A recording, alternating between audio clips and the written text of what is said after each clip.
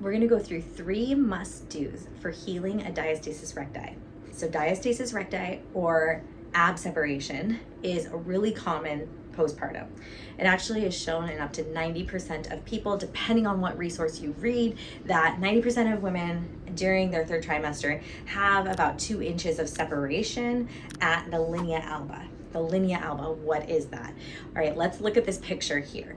This picture is showing us that there is a separation of the abdominal wall. This separation can happen at the belly button.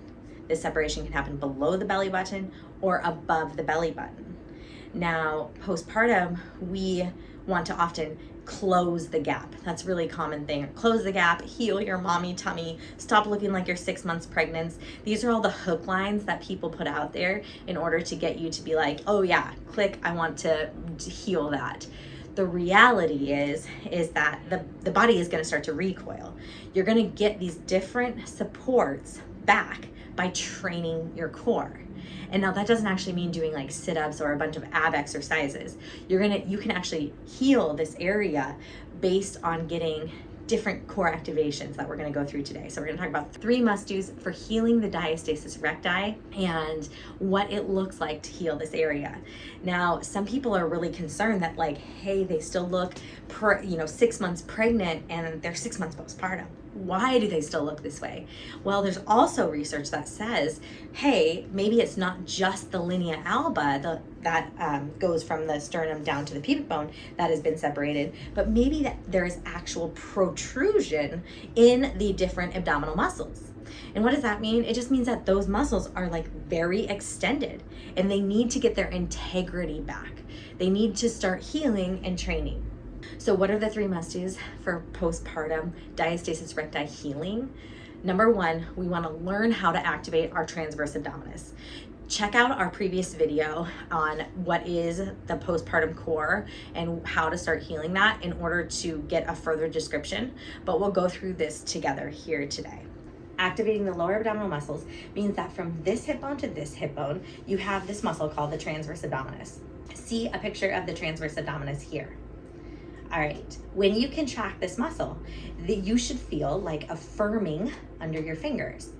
If you were looking from a profile view, and my belly is here, my nice postpartum belly, and it's getting pulled in just a little bit when I activate, trying to keep my glutes relaxed as I activate that muscle. That is activating your transverse abdominis, okay?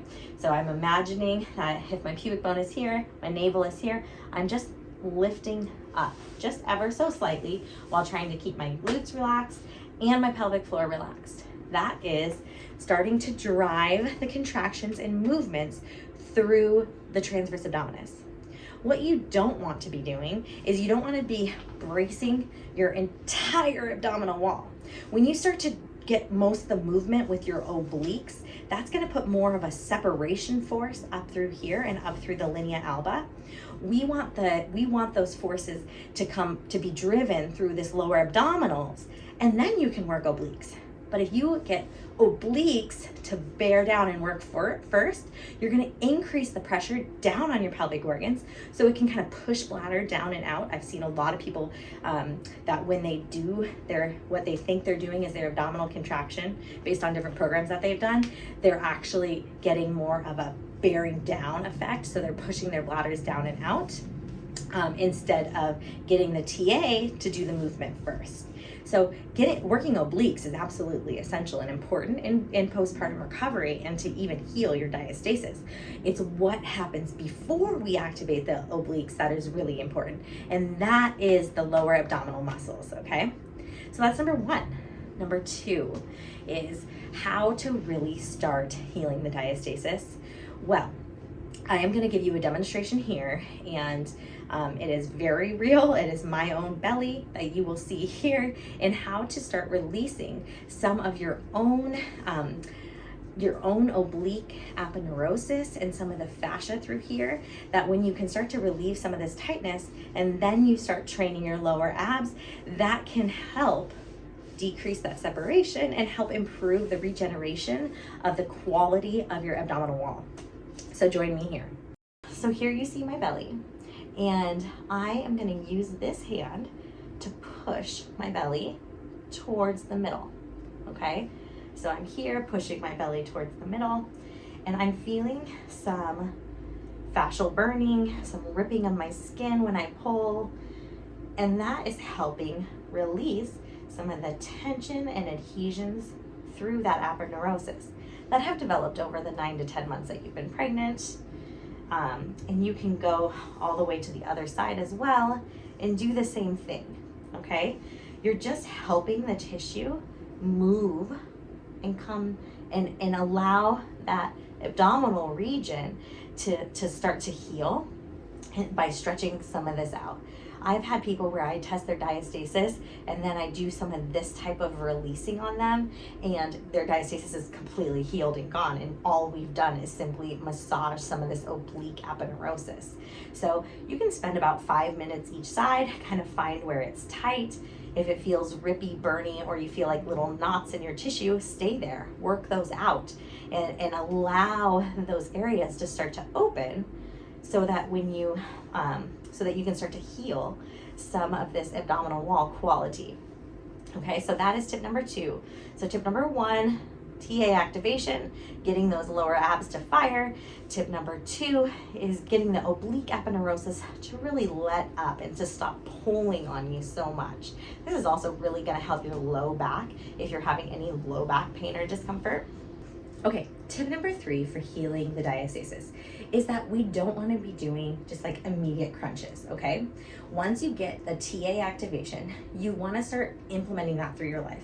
So if you're going from sitting to standing, you can get that TA activation and then sit back down and let it relax. If you are getting in and out of bed, this is a big one where people keep putting forces through their abdominal walls.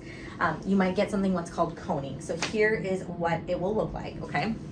So if we're on our backs, you see my belly, and if I sit up without engaging my lower abdominals, I can get myself to look like I have a diastasis because it's bulging right here. So if you notice that when you crunch up and you see that bulge, that's not ideal, okay? So that's gonna reinforce the protrusion and the opening of the abdominal wall. This is 3 kids later, right? So here we get the TA activation, and then we crunch up, and then all of a sudden I can't get that bulge, okay?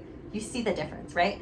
So if I crunch up without the TA, let me turn my TA off, relax it, and then I crunch up, I can see the bolt, I can see the cone, and then if I TA and then crunch up, I cannot see the cone, okay? So that's the first thing. We want to not see the cone. So we TA before we initiate movement.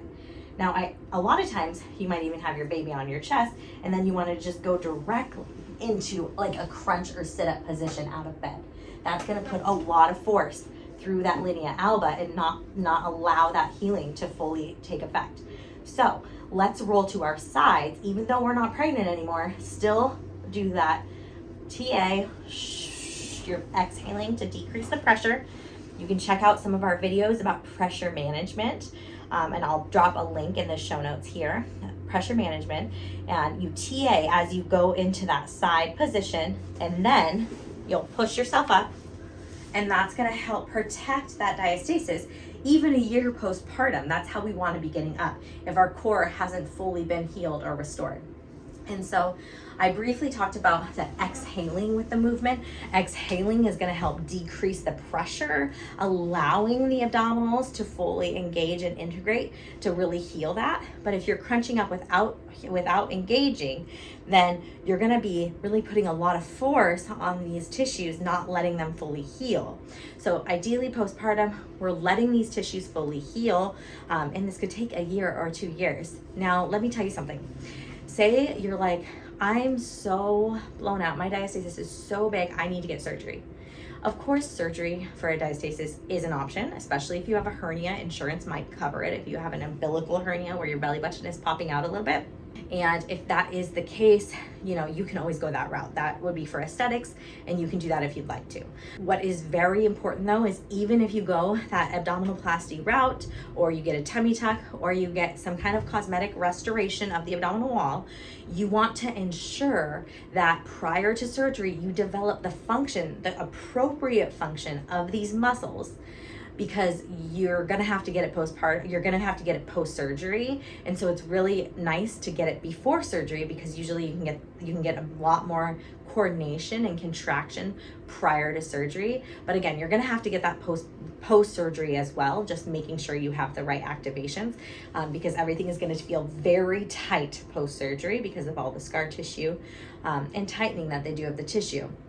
And so even if you get the surgery, you still have to get the function back. And if you don't get the function back in 10 to 20 years, you're gonna have a lot more issues. So you want the function back. Whether you decide you need the cosmetic piece or not, that's totally up to you. But those are my healing tips for diastasis recti and how to start to help close your gap, heal your mommy tummy, whatever you want to call it. We call it just getting your core back and starting to heal that diastasis recti. So follow me for more tips. Please like and subscribe. Drop in the comments how you started to heal your diastasis, or how many kids it took you to get a diastasis, at least a clinically significant one. Clinically significant just means that it's 2 fingers width or more.